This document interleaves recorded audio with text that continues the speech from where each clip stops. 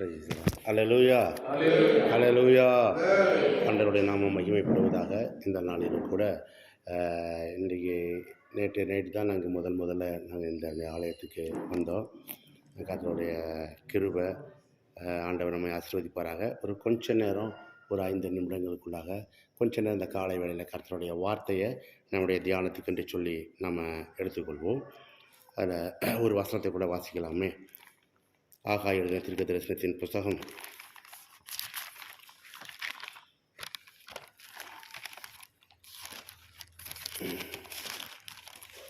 2ஆம் அதிகாரம் அதனுடைய 19ஆம் வசனத்தை நாம் வாசிப்போம்.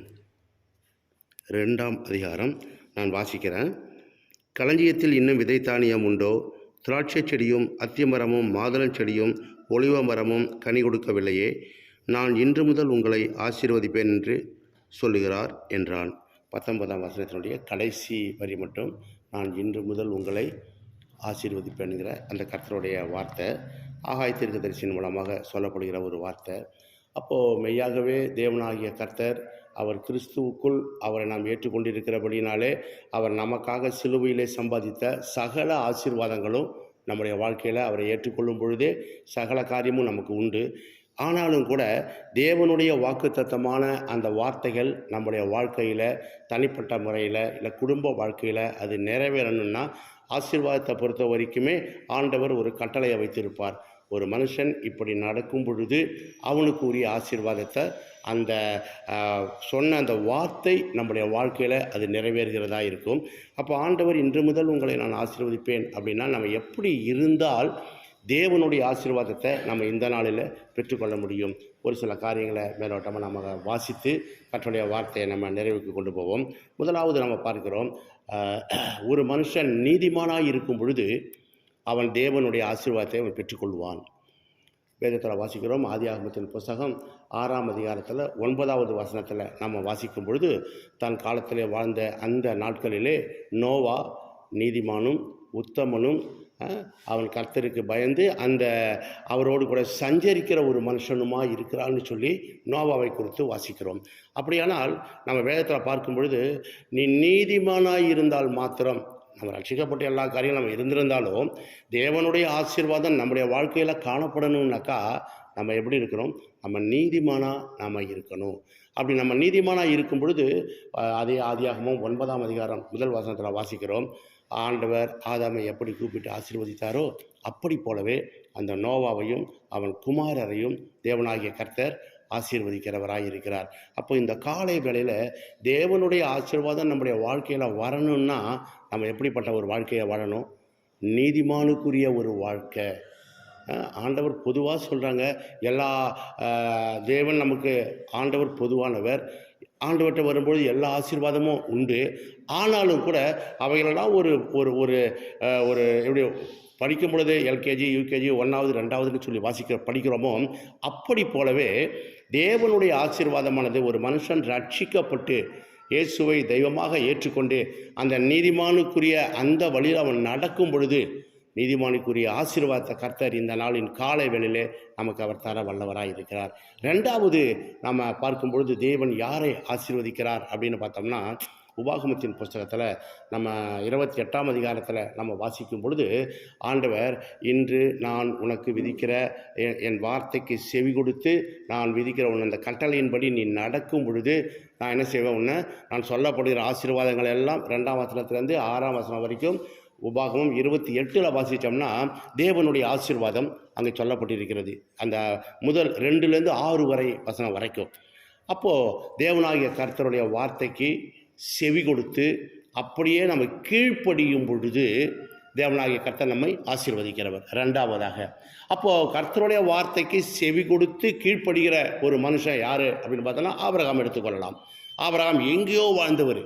ஆனாலும் கூட கர்த்தர் அவங்ககிட்ட பேசி நான் உனக்கு காண்பிக்கும் தேசத்துக்கு போன்னு சொன்னவொடனே அந்த வார்த்தையை, அந்த சத்தத்தை, அந்த தரிசனத்தை அவன் உணர்ந்த உடனே அப்படியே அந்த வார்த்தைக்கு அவன் கீழ்ப்படிந்து ஆதியாகமத்தின் புத்தகம் 12ஆம் அதிகாரம் 5ஆம் வசனத்தில் பின்பகுதி கடைசி பகுதியில் வாசித்தோம்னா அவன் போய் அந்த கானானில் சேர்ந்தான் அப்படின்னு வாசிக்கிறோம்.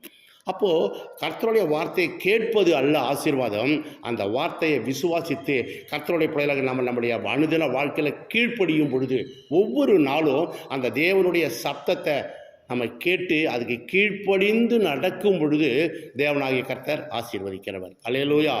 அப்படியே 12ஆம் அதிகாரத்தில் அவர் கீழ்ப்படிஞ்சு போகிறாரு. 13ஆம் அதிகாரத்தில் 2ஆம் வசனத்தில் வாசிக்கிறோம், ஆபிரகாம் வெள்ளியும் பொன்னும் உடைய சீமானாய் இருந்தார்னு சொல்லி வேதத்தில் வாசிக்கிறோம். அப்போது 2ஆவதாக பார்க்கிறோம், ஒரு மனிதன் நீதிமானாய் இருந்தால் அவன் தேவனுடைய ஆசீர்வாதத்தை பெறுவான். 2ஆவதாக பார்க்கிறோம், அவன் கர்த்தருடைய வார்த்தையை கேட்கிறவனாய் அல்ல, அந்த வார்த்தைக்கு செவி கொடுத்து கீழ்ப்படியும் பொழுது அவன் தேவனுடைய ஆசீர்வாதத்தை பெற்றுக்கொள்கிறவனாய் அவன் இருக்கிறான். 3வது சங்கீதத்தில் வாசிக்கிறோம், 115ஆம் சங்கீதத்தில் அந்த அந்த 9லேருந்து ஒரு 15 வசனம் வரைக்கும் நம்ம வாசிக்கும் பொழுது 115ஆம் சங்கீதத்தில் கர்த்தருக்கு பயப்படுகிற பெரியவரையும் சிறியவரையும் அவர் என்ன பண்ணுறாராம், ஆசீர்வதிக்கிறாரு. அப்போ நாம் கர்த்தருக்கு பயப்படுகிற ஒரு கர்த்தருடைய பிள்ளையாக இருக்கணும். நேரமாக நீதிமானாக இருப்போம், ஒரு சில நேரங்களில் கர்த்தருடைய வார்த்தைக்கு செவி கொடுத்து நடப்போம். ஆனால் கர்த்தருக்கு பயப்பட மாட்டோம் ஒரு சில நேரங்களில். அப்படியே நம்ம சாதாரணமாக நம்ம கர்த்தரோட கூட அந்த காரியங்களை நம்ம ஈஸியாக ஒரு மனிதன்கிட்ட இருக்கிறது போல் நம்ம இருந்துருவோம். ஆனாலும் கர்த்தருடைய சங்கீதத்திலே வாசிக்கிறோம், பிள்ளைகளே வந்து எனக்கு செவி கொடுங்கள், கர்த்தருக்கு பயப்படுதல் இன்னதென்று நான் உங்களுக்கு போதிப்பேன் அப்படிங்கிறாரு.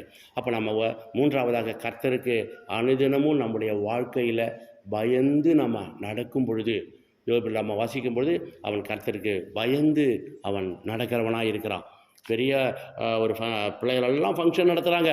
ஃபங்க்ஷன் நடத்தினாலும் ஏதாவது நம்முடைய பிள்ளைகள் கர்த்தருக்கு பிரியமில்லாமல் நடந்திருப்பாங்கங்கிற ஒரு தெய்வ பயம் யோபுக்குள்ளே இருந்தபடினால, யோபு 1ஆம் அதிகாரம் 5ஆம் வசனத்தில் வாசிக்கிறோம், அவன் பிள்ளைகளை வரவழைச்சி அவன் அதிகாலையிலே எழுந்து என்ன செய்வானா, பிள்ளைகளுக்கு அந்த கர்த்தரை நோக்கி அவன் வேண்டுதல் பண்ணி அவன் சர்வாங்க தகனபடி செலுத்துகிற ஒரு கர்த்தருக்கு பயப்படுகிற ஒரு மனுஷனாக இருக்கிறான். அப்போது நம்முடைய வாழ்க்கையில் தேவனுடைய ஆசீர்வாதம் நமக்கு கடந்து வரணும்னா இந்த 3 காரியங்கள் நம்முடைய வாழ்க்கையில் பார்க்க வேண்டியதாக இருக்குது. கடைசியாக நம்ம ஒரு அது நீதிமொழியில் கூட வாசிக்கிறோம், 28ஆம் அதிகாரம் பின்னுள்ள பகுதியில் 20ஆம் வசனம் நினைக்கிறேன், நினைவில்லை. அதை பார்க்கும் பொழுது, உண்மையுள்ள மனுஷன் பரிபூர்ண ஆசீர்வாதங்களை அவன் பெறுகிறவன் சொல்லி வாசிக்கிறோம். கர்த்தருடைய பிள்ளைகளாக நம்ம இருந்தாலும் கூட நம்முடைய வாழ்க்கையில் உண்மை இருக்கா அப்படியே அந்த ஒரு நேரம். கடைசியாக நம்ம வாசிக்கும் பொழுது ஆதியாகமத்தின் புத்தகம் 26ஆம் அதிகாரம் அதனுடைய 12-13ஆம் வசனத்தில் வாசிக்கும் பொழுது, ஈசாக்கு அந்த தேசத்தில் முதல்ல வாசிக்கிறோம், ஆபிரகாமின் நாட்களில் உண்டான பஞ்சமே அல்லாமல் ஈசாக்கின் நாட்களிலும் ஒரு பெரிய பஞ்சம் உண்டாகுது. அந்த பஞ்சம் உண்டாகிற சூழ்நிலையில் அந்த ஈசாக்கு என்ன பண்ணுறாருன்னாக்கா, பஞ்சமான நேரம்தான், ஆனால் இவைகளுக்கு மத்தியில் அவர் என்ன செய்கிறவராக இருக்கிறாரு, இருக்கிற விதைகளை கொண்டு போய் சாப்பிடல கொஞ்சம் தானே இருக்குது, சரி நம்ம சாப்பிட்ருவோம் அப்படின்னு அவர் நினைக்காம அதை கொண்டு போய் என்ன பண்ணுறாரு, அவருக்குன்னு உரிய அந்த இடத்துல அவர் விதைக்கும் பொழுது ஆண்டவர் என்ன பண்ணுறாராம், 100 மடங்கு. அப்போது கடைசியாக பார்க்கும் பொழுது விதைக்கிறவன் ஆசீர்வதிக்கப்படுவான்.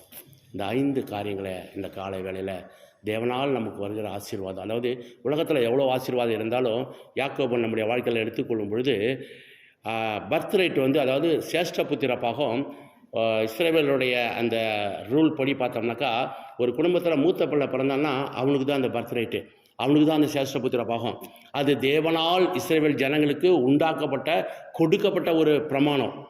அப்போது ஏசாவுக்கு தான் எது அந்த ரூல் படி அவனுக்கு தான் அந்த 2 பங்கு போயாகணும். ஆனால் யாக்கோபு எதை விரும்பினா அப்படின்னு பார்த்தோம்னாக்கா, எனக்கு எங்கள் அப்பாவுடைய அந்த ஆசீர்வாதம் ஒரு பக்கம் இருந்தாலும் தேவனால் வருகிற ஆசீர்வாதம் தான் என் வாழ்க்கையில் நிலைக்குன்னு அவர் நினச்சி தன்னுடைய காரியங்களை எதை இழந்தாலும் எதை விட்டு கொடுத்தாலும் ஒன்றுமே இல்லை. அவர் ஒரு சொம்பு பைத்தங்கூழ் கேட்டார், இவர் எதை கொடுக்குறாரு, அப்பத்தையும் கொடுத்தாரு, பைத்தங்கூழியும் கொடுத்து தேவனால் வருகிற ஆசீர்வாதத்தை தன்னுடைய வாழ்க்கையில் யாக்கோபு சுதந்திரித்து கொண்டார். அப்போது இந்த காலை வேளையில், ஆண்டவரே நீர் எங்களை ஆசீர்வதிக்கிற கர்த்தர், என் வாழ்க்கையில் நான் எப்படிப்பா இருக்கிறேன், என்னுடைய வாழ்க்கையில் நான் ரட்சிக்கப்பட்டிருக்கிறேன், ஞானஸ்நானம் எடுத்திருக்கிறேன், தேவனுடைய அபிஷேகத்தை பெற்றிருக்கிறேன், நான் நீதிமானாக இருக்கிறேனா, நம்ம அப்படியே ஒரு நிமிஷம் நம்ம ஆராய்ந்து பார்ப்போம். 2வது காரியம் நம்ம பார்க்கும்பொழுது, கர்த்தருடைய வார்த்தையை நம்ம அனுதினமும் கேட்குறோம், ஆனால் நான் கீழ்ப்படிந்து நடக்கிறவனாக இருக்கிறேனா, 2வது காரியம். 3ஆவதாக பார்க்குறோம், நம்முடைய வாழ்க்கையில் எல்லாமே நம்ம கிறிஸ்தவர்களாக இருக்கிறோம், ஆனால் நான் கர்த்தருக்கு பயப்படுகிறேனா, பாஸ்டர் இருக்கிறாரு, சபையார் இருக்காங்கன்னு இல்லை, தனிப்பட்ட என்னுடைய இடங்களில் நான் இருக்கும் பொழுது நான் கர்த்தருக்கு பயந்து நடக்கிறேனா, என் குடும்ப வாழ்க்கையில் நான் கர்த்தருக்கு பயந்து நடக்கிறேனா, 3வது காரியம். 4வது பார்க்கும் பொழுது நான் உண்மையாக இருக்கிறேனா. ஆண்டவரே, உண்மைங்கிறது நம்முடைய மனசாட்சிக்கும் கர்த்தருக்கும் தான் தெரியும் உண்மை என்பது. நான் உண்மை உள்ளவனாக இருக்கிறேனா. கடைசியாக பார்க்கிறோம், எவ்வளோதான் இருந்தாலும் நம்மளை தேவன் ஆசீர்வதிக்கணுன்னாக்கா எனக்கு 100 ஏக்கர் இருக்கலாம், ஆனால் நான் 1 ஏக்கர் விதைச்சேன்னா அதற்குரிய ஒரு அறுவடை தான் என் வாழ்க்கையில் நான் காண முடியும். ஆனால் என்கிட்ட இருக்கிற நேரத்தில் சூழ்நிலைகள் எந்த சூழ்நிலையில் இருந்தாலும் கர்த்தருக்குன்னு உரிய காரியங்களில் நம்ம விதைக்கும் பொழுது தேவன் அந்த ஈசாக்கை அந்த பஞ்சமுள்ள நேரத்தில் 100 மடங்கு ஆசீர்வதித்தாராம். அப்போ இந்த காலை வேளையில் இந்த 5 காரியங்களை நம்முடைய வாழ்க்கையில் நம்ம கைக்கொள்ளும் பொழுது தேவன் நம்மை இந்த நாள் முதற்கொண்டு நம்மை அவர் நினைத்து நம்மை ஆசீர்வதிக்கிற தேவனாக இருப்பார். கர்த்தர் நம்மை நடத்துவாராக. ஆமென். கண்களை மூடி ஜெபிக்கலாம். கர்த்தர் நம்மோடு பேசியிருக்கிறார். அல்லேலூயா.